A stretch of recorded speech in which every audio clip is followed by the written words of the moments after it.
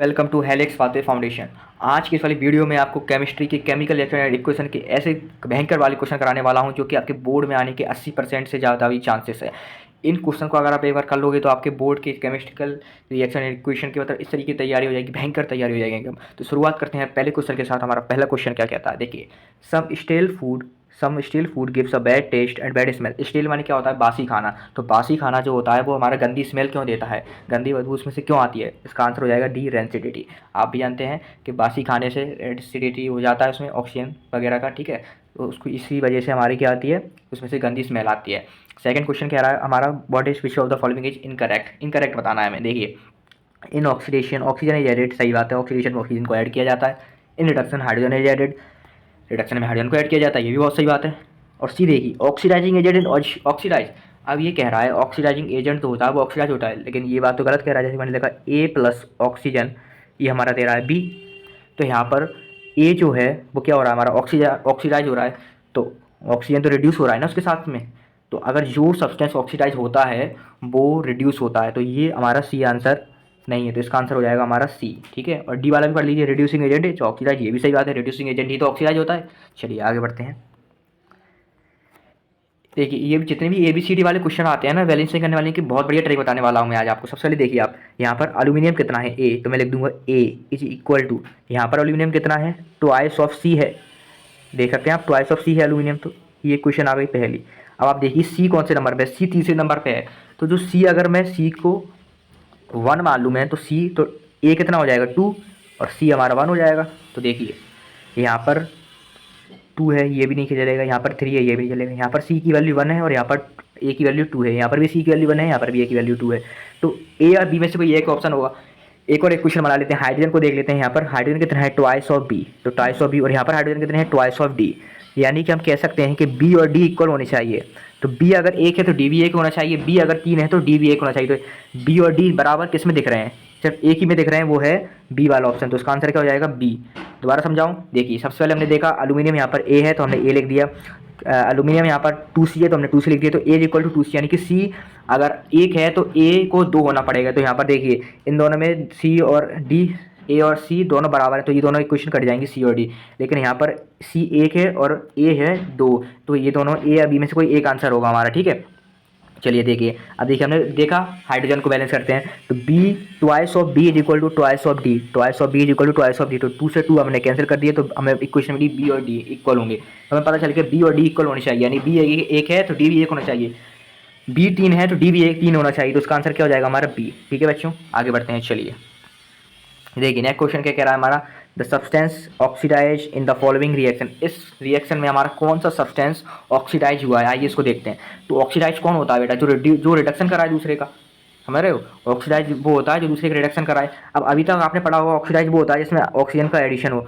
अब आपको मैं एक और बात बताना चाहूँगा, ऑक्सीजन पर जो चार्ज होता है वो -2 होता है, यानी कि ऑक्सीजन जो है एक इलेक्ट्रोनेगेटिव एलिमेंट है। कैसे एलिमेंट है, इलेक्ट्रोनेगेटिव एलिमेंट है। तो जितने भी एलिमेंट इलेक्ट्रोनेगेटिव होते हैं, जैसे क्लोरीन है, क्लोरीन पे माइनस चार्ज है, क्लोरीन इलेक्ट्रोनेगेटिव एलिमेंट है। अगर हम किसी सब्सटेंस में इलेक्ट्रोनेगेटिव एलिमेंट का एडिशन करते हैं तो उसका भी ऑक्सीडेशन होता है बेटा।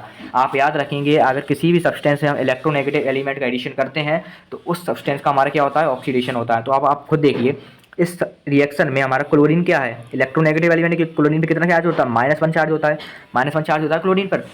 तो अब देखिए the substance oxidise in the following reaction, तो जिस सब्सटेंस में क्लोरीन का एडिशन हुआ है वही हमारा ऑक्सीडाइज हुआ होगा। अब देखिए एडिशन किस में हुआ है, H2S में, ठीक है। तो हमारे किसका होगा ऑक्सीडेशन, H2S का। एक और बात बताना चाहूँगा, आप में से कई लोग सोचेंगे HCl यहाँ पर लिखा है तो इसका ऑक्सीडेशन होना चाहिए, लेकिन बेटा ऐसा नहीं है। हमेशा ऑक्सीडेशन रिडक्शन हमेशा आप किसका देखते हैं, रिएक्टेंट्स का, ठीक है। प्रोडक्ट से हमें मतलब नहीं रहता, इसलिए ऑक्सीडेशन किसका हुआ यहाँ से, H2S का। तो इसका आंसर हो जाएगा बी। चलिए आगे बढ़ते हैं, बहुत बढ़िया क्वेश्चन करा रहा हूँ बेटा, बहुत इंपॉर्टेंट क्वेश्चन है। और ये आगे बढ़ते हैं 5वें क्वेश्चन की तरफ। देखिए 5वां क्वेश्चन क्या कह रहा है, which among the following statement is are true. इनमें से कौन कौन सी स्टेटमेंट ट्रू है, देखते हैं। Exposure of silver chloride to sunlight for a long duration turns grey due to, यहाँ पर ये किस वजह से एक्सपोजर होता है, चाहिए मैं ऑप्शन दिए होंगे, चल ठीक है। The exposure of silver chloride to sunlight for a long duration turns grey. हमें बताना है कि जब सिल्वर क्लोराइड को हम सनलाइट में डालते हैं, सनलाइट के प्रेजेंस में डालते हैं, तो वो ग्रे क्यों हो जाता है, ठीक है। तो आपको पता है AgCl जो है उसको हम हीट करते हैं, यानी सनलाइट की प्रेजेंस में उसको तोड़ते हैं, तो Ag + Cl2 बनता है हमारा। तो हम आंसर क्या हो जाएगा, because the formation of silver takes place, decomposition हो जाता है इसका और सिल्वर हमारा बन जाता है। ठीक है, तो देख लेते हैं, सब्लिमेशन नहीं होता, formation of silver by decomposition of silver chloride, ये सही बात है। Decomposition of chlorine gas, chlorine gas का कहाँ डिकम्पोजिशन हो रहा है भाई, AgCl का डिकम्पोजिशन हो रहा है। ऑक्सीडेशन ऑफ सिल्वर क्लोराइड कहीं से कहीं तक नहीं हो रहा, तो इसका आंसर क्या हो जाएगा बेटा, इसका आंसर हो जाएगा हमारा फर्स्ट। तो फर्स्ट किस में, ए ओनली, तो ए इसका आंसर हो जाएगा फर्स्ट ओनली। ठीक है, चलिए आगे बढ़ते हैं। Mention with reason the colour changes observe है। अब देखिए MCQ हो, अब हमें बताना है, हमें रीजन बताने हैं, the colour changes observed when silver chloride is expose to sunlight. अब सिल्वर क्लोराइड को जब हम सनलाइट में रख देंगे तो उसका कलर चेंज कैसा हो जाएगा। अभी आपको बताया मैंने, AgCl को हीट करते हैं सिल्वर की सनलाइट की प्रेजेंस में, तो हमारे ग्रे कलर का सिल्वर बनता है, प्लस क्लोरीन गैस हमारे निकल जाती है। इसको बैलेंस कर लेंगे, ये बैलेंस हो गई हमारी इक्वेशन। ठीक है, तो फर्स्ट पार्ट हो गया हमारा, सेकंड पार्ट बढ़ते हैं हमारी। चलिए फर्स्ट पार्ट हो गया, सेकंड पार्ट क्या कह रहा है, copper powder is strongly heated in the presence of oxygen gas.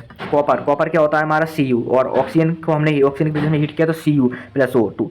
तो हमारा देखिए कॉपर पे चार्ज होता है हमारा, कॉपर हमारा 1 और 2 दोनों वैलेंसी दिखाता है, लेकिन इस केस में कॉपर 2 वैलेंसी दिखाएगा, तो हमारा कॉपर ऑक्साइड फॉर्म होता है जो कि ब्लैक कलर का होता है। कॉपर ऑक्साइड किस कलर का होता है बेटा, ब्लैक कलर का होता है। ठीक है, याद रखें ना, ठीक, कॉपर ऑक्साइड हमारा ब्लैक कलर का होता है। क्या बोल रहा है ये, कॉपर ऑक्साइड इज स्ट्रांगली, अब देखिए कलर चेंज बताना है तो हमें कॉपर ऑक्साइड इसमें ब्लैक कलर का हो जाता है। ठीक है, चलिए देखिए, a piece of zinc is dropped in copper sulphate solution. Copper sulphate के सॉल्यूशन में जिंक को डाला गया है। ठीक है, कॉपर सल्फेट के सॉल्यूशन में जिंक को डाला गया है, देखिए CuSO4 प्लस Zn। तो यहाँ पर डिस्प्लेसमेंट रिएक्शन होगी। आप जानते हैं कि जिंक जो है वो ज़्यादा रिएक्टिव होता है कॉपर से, जिंक कैसे रिएक्ट होता है, ज़्यादा रिएक्टिव होता है कॉपर से। तो देखिए अब हमारा क्या हो जाएगा, जिंक जो है डिस्प्लेस कर देगा कॉपर को, हमारा फॉर्म हो जाएगा ZnSO4 प्लस कॉपर। तो ये इसकी रिएक्शन होगी, और ZnSO4 कैसा होता है, कलरलेस होता है, कलरलेस। तो थर्ड हमारा कलरलेस होगा, और सेकंड हमारा ब्लैक होगा, और फर्स्ट हमारा ग्रे होगा। ठीक है, चलिए आगे बढ़ते हैं। ये बहुत इंपॉर्टेंट क्वेश्चन है, बहुत बढ़िया क्वेश्चन है ये।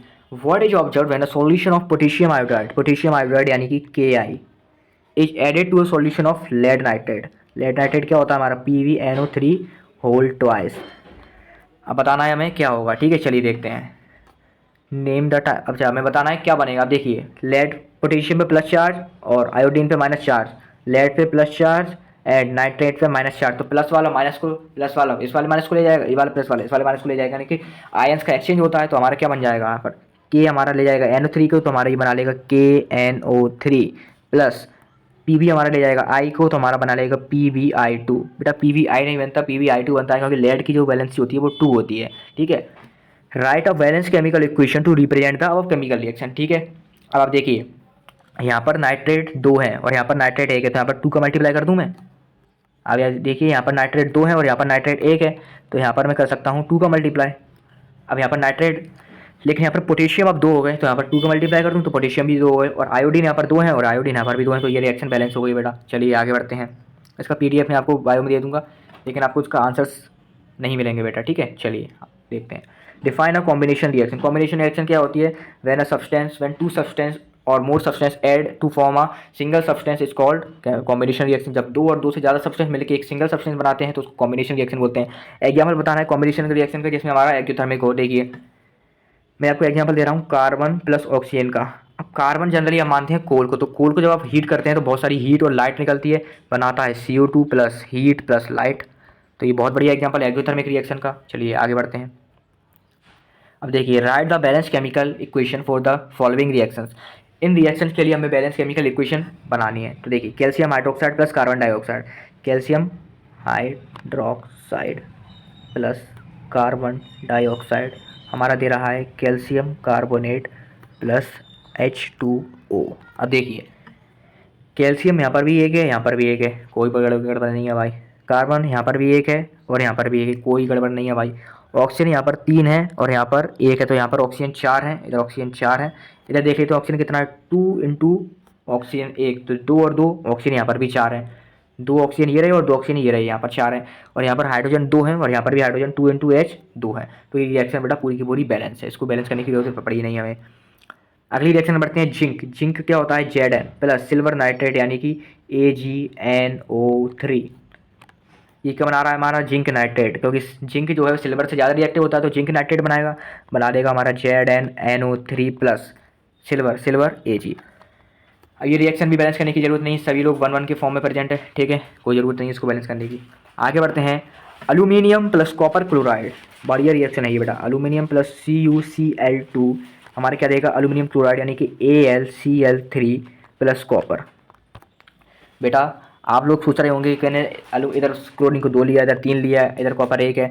बेटा अगर आप इसको समझना चाहते हैं तो आपको 9th का पढ़ना पड़ेगा। 9th की बैलेंसीज आपको सारी की सारी जो बैलेंसी एनसीईआरटी में दी हुई थी 9th की, उनको रट लो बेटा, क्योंकि फॉर्मूला बहुत इंपॉर्टेंट होता है 10th में। आप अगर हायर क्लासेस में जाएंगे तो अगर आपको बैलेंसी नहीं आती होगी तो बेटा आप कोई क्वेश्चन नहीं कर पाएंगे, बहुत इंपॉर्टेंट है बैलेंसी, ठीक है। अब बैलेंस कर लेते हैं। यहाँ पर देखिए अल्यूमिनियम 1, क्लोरीन 3, क्लोरीन 2। तो अगर मैं यहाँ पर इस पार्ट में यहाँ पर क्लोरीन 3 है, अगर मैं यहाँ पर 3 से मल्टीप्लाई कर दूँ और यहाँ पर 2 से मल्टीप्लाई कर दूँ तो 3 दूनी 6, तो क्लोरीन यहाँ पर 6 हो गए, और यहाँ पर भी 3 दूनी 6, क्लोरीन यहाँ पर भी 6 हो गए। लेकिन यहाँ पर अल्यूमिनियम 2 हो गए तो यहाँ पर 2 से मल्टीप्लाई कर दिए तो अल्यूमिनियम भी 2 हो गए। लेकिन यहाँ पर कॉपर 3 हो गए तो यहाँ पर 3 से मल्टीप्लाई कर दिए तो कॉपर 3 हो गए। देखिए दोबारा देखिए बेटा, दोबारा देखिए, टेंशन नहीं लेने का, आराम आराम से सॉल्व करेंगे। अल्यूमिनियम 1 है, अल्यूमिनियम 1 है, कॉपर 2 है, कॉपर यहाँ पर 3 है। अगर मैं यहाँ पर 2 का मल्टीप्लाई कर दूँ और यहाँ पर 3 का मल्टीप्लाई कर दूँ तो 3 दूनी 6, 6 क्लोरीन हो गए यहाँ पर, और 3 दूनी 6, 6 क्लोरीन हो गए यहाँ पर। कॉपर 1 है, कॉपर यहाँ पर 3 है तो 3 का मल्टीप्लाई कर दिया, और यहाँ पर अल्यूमिनियम 2 है तो यहाँ पर 2 का मल्टीप्लाई कर दिया, ठीक है, समझ आ गया। चलिए आगे बढ़ते हैं डी वाले पर। Barium chloride BaCl2 plus potassium sulphate. Potassium sulphate यानी कि हमारा क्या होता है K2SO4, ठीक है। चलिए ये हमारा क्या दे रहा है, barium chloride plus potassium chloride. चलिए देखिए पोटेशियम हमारा क्या होता है, K होता है, और एक सेकेंड, बेरियम सल्फेट बना रहा है हमारा तो BaSO4 प्लस क्या बना रहा है, पोटेशियम क्लोराइड बना रहा है यानी कि KCl, ठीक है। अब देखिए यहाँ पर हम क्या करने वाले हैं, बैलेंस करना है हमें इसे क्वेश्चन को। देखिए बेरियम यहाँ पर 1 है और बेरियम यहाँ पर 1 है, ठीक है। सल्फेट यहाँ पर 1 है, सल्फेट यहाँ पर 1 है, क्लोरीन यहाँ पर 2 है और पोटेशियम यहाँ पर 2 है। तो यहाँ पर क्लोरीन 1 और 2, तो यहाँ पर 2 का मल्टीप्लाई कर दूँ तो पोटेशियम भी 2 हो गए और क्लोरीन भी 2 हो गए। तो यहाँ पर 2 का मल्टीप्लाई करने पर पोटेशियम भी हमारे 2 हो गए और क्लोरीन भी हमारे 2 हो गए। तो ये रिएक्शन हमारी पूरी की पूरी बैलेंस हो चुकी है। चलिए बेटा आगे बढ़ते हैं।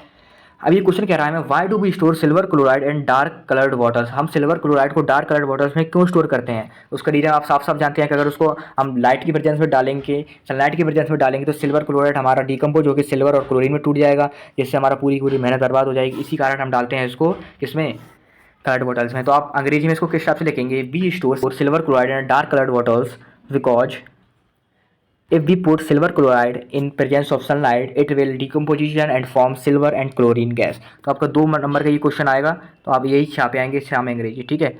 अब ये क्वेश्चन क्या बोला है, identify the reducing agent of following reaction. इन फॉलोइंग रिएक्शन में हमें रिड्यूसिंग एजेंट छाट रहा है।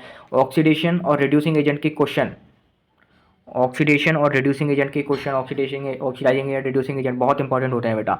अब देखिए NH3 में हमने ऑक्सीजन जोड़ा तो साफ साफ दिख रहा है अमोनिया NH3 प्लस ऑक्सीजन। तो जिसका ऑक्सीडेशन होता है, जिसका ऑक्सीडेशन होता है वही तो रिड्यूसिंग एजेंट होता है, जिसका ऑक्सीडेशन होता है वही रिड्यूसिंग एजेंट होता है। पर ऑक्सीडेशन किसका हो रहा है, अमोनिया का हो रहा है, तभी तो NO फॉर्म हो रहा है। अमोनिया का यहाँ पर ऑक्सीडेशन हो रहा है तभी तो हमारा NO फॉर्म हो रहा है। तो हम क्या क्या लिख सकते हैं यहाँ पर, NH3 जो है हमारा वो हमारा रिड्यूसिंग एजेंट है। समझ आ गया बेटा। चलिए आगे बढ़ते हैं। नेक्स्ट पार्ट भी देखिए, H2O में हमने फ्लोरीन जोड़ा है, ये बना रहा है हाइड्रोजन फ्लोराइड और HOF, ठीक है। अब देखिए H2O में हमने फ्लोरीन जोड़ा। फ्लोरीन कैसा एलिमेंट है, इलेक्ट्रोनेगेटिव एलिमेंट है। इलेक्ट्रोनेगेटिव एलिमेंट का एडिशन क्या होता है, ऑक्सीडेशन, मैंने आपको बताया था। और जिसका ऑक्सीडेशन होता है वो रिड्यूसिंग एजेंट होता है। अब यहाँ पर ऑक्सीडेशन किसका हो रहा है, H2O का। H2O से HF बनना है तो ऑक्सीडेशन किसका हो रहा है, H2O का। तो यहाँ पर रिड्यूसिंग एजेंट क्या हो जाएगा, H2O is the reducing agent. जिसका ऑक्सीडेशन होता है वही रिड्यूसिंग एजेंट होता है। फ्लोरीन का एडिशन क्यों हो रहा है, ऑक्सीडेशन फ्लोरीन का, क्योंकि फ्लोरीन जो है इलेक्ट्रोनेगेटिव एलिमेंट है। इलेक्ट्रोनेगेटिव एलिमेंट का एडिशन क्या होता है हमारा, ऑक्सीडेशन। चलिए Fe2O3 plus 3 carbon monoxide will give 2Fe plus 3 CO2। बहुत बढ़िया। Fe2O3 में हमने कार्बन का मोनोऑक्साइड जोड़ दिया है। अब ये बना रहा है Fe। अब आप देखिए यहाँ पर Fe2O3 से Fe बनना है, यानी कि Fe2O3 में से ऑक्सीजन का हटा रहे हैं हम, ऑक्सीजन को हटा रहे हैं Fe2O3 में से, यानी कि Fe2O3 का क्या हो रहा है यहाँ पर, रिडक्शन हो रहा है। देखिए Fe2O3 का यहाँ पर क्या हुआ है, रिडक्शन, ठीक है। Fe2O3 का क्या हुआ है, रिडक्शन। अब देखिए कार्बन मोनोऑक्साइड का क्या हुआ है यहाँ पर ऑक्सीडेशन, क्योंकि उसमें एक ऑक्सीजन और जोड़ दिया हुआ है, तो जिसका ऑक्सीडेशन होता है उसी का वही रिड्यूसिंग एजेंट होता है, तो हमारा कार्बन मोनोऑक्साइड क्या हो जाएगा, रिड्यूसिंग एजेंट। चलिए बेटा आगे बढ़ते हैं। फेरस सल्फेट डिकम्पोजिशन होता है violation of a gas having characteristic order of burning sulphur. Ferrous sulphate FeSO, एक सेकंड देखिए, सबसे पहले फेरस सल्फेट हमारा इस टाइप का होता है, इसमें 7 वाटर ऑफ क्रिस्टलाइजेशन होते हैं हमारे, इसको हम हीट करते हैं तो FeSO4 हमारा बनता है। अब इसको FeSO4 को हम फर्दर हीट करेंगे तो हमारा बनाता है ये Fe2O3 plus SO2 gas plus SO3 gas. तो अभी क्या बोल रहा है, 2 SO2 बन रही है और SO3 बन गई, यही गैस बनानी थी हमें। अब देखिए आयरन यहाँ पर 2 है, यहाँ पर 2 का मल्टीप्लाई कर दूँ मैं अब, तो यहाँ पर भी आयरन 2 हो जाएंगे, ठीक है। सल्फर यहाँ पर 2 है, सल्फर यहाँ पर भी 2 है, ऑक्सीजन 4 दूनी 8, तो 3 और 2 5, 5 और 3 8, तो ये रिएक्शन पूरी बैलेंस है। हमें क्या बताना है, identified the type of chemical reaction. ये कौन सी केमिकल रिएक्शन है, थर्मल डीकम्पोजिशन है, ये थर्मल डीकम्पोजिशन है। चलिए बेटा आगे बढ़ते हैं 13 क्वेश्चन पर, बढ़िया क्वेश्चन बढ़ते हैं। On heating blue coloured copper powder of, बेटा ये कॉपर 2 नाइट्रेट है, ठीक है, copper 2 nitrate in boiling tube copper oxide, ठीक है देख लेते हैं। अब देखो कॉपर नाइट्रेट होल ट्वाइस को हीट किया हमने, तो हमारा कॉपर ऑक्साइड बना प्लस हमारा ऑक्सीजन बना, प्लस जो एक्स की बात कर रहा है ये वो होता है हमारा NO2। बैलेंस कर लेते हैं बेटा, देखिए यहाँ पर कॉपर 1 है, कॉपर 1 है, नाइट्रोजन 1 है, नाइट्रोजन यहाँ पर 2 है, तो यहाँ पर 2 को मल्टीप्लाई कर रहेंगे पहले, ठीक है। अब देखिए समझिए, अब यहाँ पर 2 का मल्टीप्लाई किया तो ऑक्सीजन कितने हो गए यहाँ पर, 1 2 3 और 4 तो नहीं 8, तो यहाँ पर ऑक्सीजन तो और आ रहे हैं और यहाँ पर इवन आ रहे हैं, तो यहाँ पर 2 का मल्टीप्लाई करना पड़ेगा मुझे, तो 2 कॉपर होगा यहाँ पर, ठीक है 2 कॉपर होगा यहाँ पर।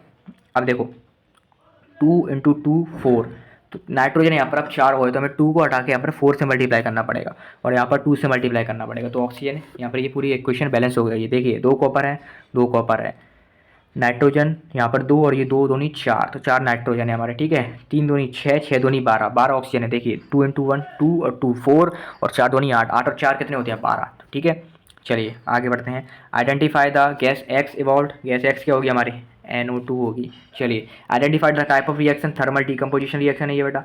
अब लास्ट क्वेश्चन है हमारा व्हाट इज रेंसिडिटी। चलिए बेटा अब आगे बात करते हैं रेंसिडिटी। तो देखिए रेंसिडिटी क्या होती है, वैन जब भी हम किसी सब्सटेंस को, white and oil containing substance को जब भी हम बाहर रखते हैं तो उसमें देखते हैं आप मॉइस्चर वगैरह आ जाता है, मॉइस्चर वगैरह आ जाता है तो उसकी वजह से वो रेंसिड हो जाते हैं, यानी कि उसकी स्मेल भी ख़राब हो जाती है। तो अब लिखेंगे when fat and oil containing substance on exposure to air get oxidised they become rancid and this process is called rancidity, ठीक है। जैसे कि चिप्स वगैरह होते हैं हमारे, तो चिप्स को जब आप 2-3 दिन तक खोल के रख देंगे तो चिप्स सीड जाते हैं, और वो क्या जब आप उसको खाते हैं 2-3 दिन बाद तो उसमें वो क्रंचीनेस नहीं आती क्योंकि वो सीड वगैरह जाते हैं, ठीक है। तो बेटा ये था हमारा आज का लेक्चर, आगे की वीडियो देखने के लिए सब्सक्राइब करें, थैंक यू।